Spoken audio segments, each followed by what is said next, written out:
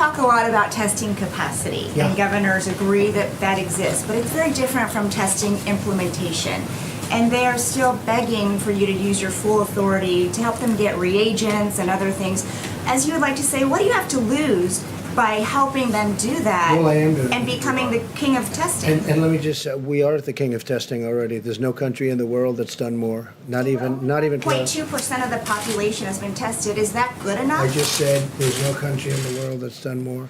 And we have tests that have already come out that are going to be introduced very shortly that will do it more. My problem is this: it's very much of a media trap.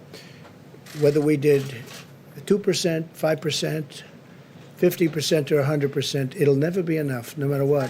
Now, with the expertise and with what we did, because of our expertise and tremendous talent at manufacturing, what we did with the ventilators, that wasn't a trap because we got them done, shockingly to everybody, because of the incredible talent like Mike Pence saw yesterday in Wisconsin. But we have numerous of those sites all over the country doing the same thing.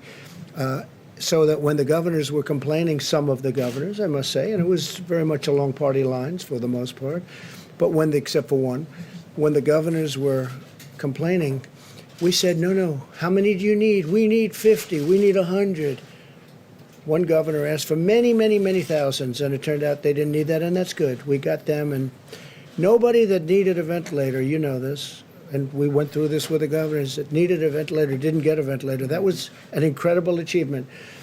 With testing, it's a little different. It's much easier than ventilators. It's like 2%. But, for instance, the swabs are coming in by the millions. They're coming in, literally coming in by the millions. Totally ordered. We wanted the highest quality. We could have gotten a much lesser quality. We didn't want to do that. We got the highest quality. But testing, it's like no matter how well you do, you can always say more. With the ventilators, they either have them or they don't. In fact, we went to one meeting. Who wants a ventilator? One governor said, we'd like 25. 25, you got them. Who else? Nobody spoke up. That was 4 weeks ago. So that was great. The problem with the testing is, and I said, if we test 350 million people, you'll say, no, we want them to have a second test or a third test or a fourth test. Not everybody believes as strongly as some people on testing. Some people want to do testing because they think it's impossible for us to fulfill that goal. That's easy compared to ventilators, as I've said. But we have a tremendous testing capability, better than anybody in the world right now. And every day it's growing, and it's growing very substantially. These doctors are very talented people. They've seen testing all their lives. They've never seen anything like we've been able to do.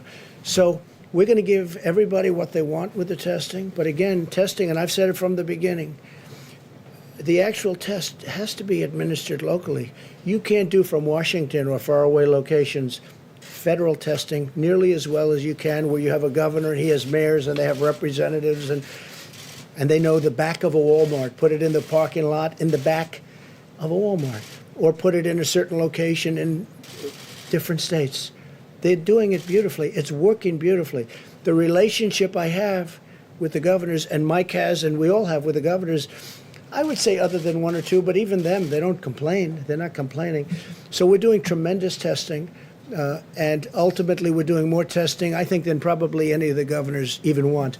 Okay, please, Jennifer. Back on the